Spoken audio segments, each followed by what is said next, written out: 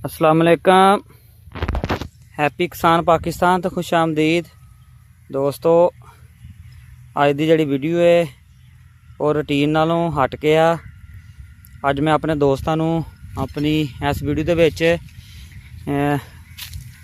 जापानी फल मेरे हाथ च पकड़िया होया जी।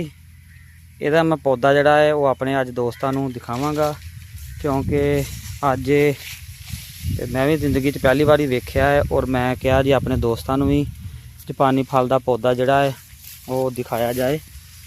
तुम देख सकते हो जी, यह फल जड़ा है नीचे डिग्गा होया और यह पौधा है जी। और ये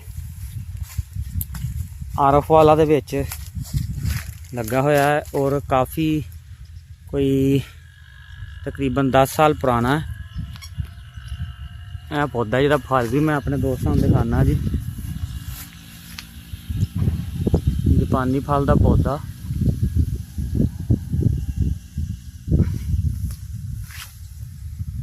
और फल दे नाल भरिया होया है। यह एक दाना तुम देख सकते हो जी।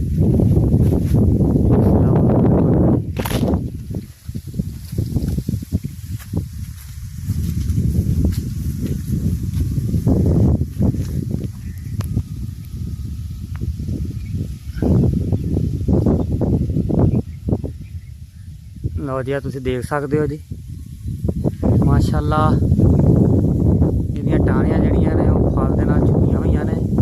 और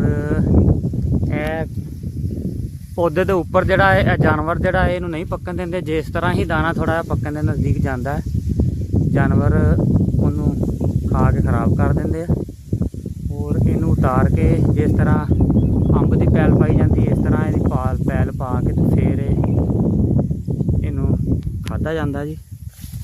और दोस्तों अज की वीडियो च मैं अपने दोस्तों जापानी फल का पौधा जड़ा है वो दिखाया है जी।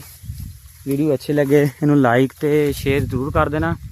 और मैं रिक्वेस्ट कराँगा जो दोस्तों ने हजे तक हैप्पी किसान पाकिस्तान को सबसक्राइब नहीं किया, वो हैप्पी किसान पाकिस्तान को सबसक्राइब कर लो, बैल आइकन दबा लो, ताकि मुख्तलिफ फसलों के हवाले नाल और मुख्तलिफ फसलों के रेटों के हवाले नाल वीडियोज़ जड़ियाँ हैप्पी किसान पाकिस्तान से अपलोड होंदियां ने, तुहानूं बर वक्त देखने को मिलदियां रहन। अल्लाह हाफिज़।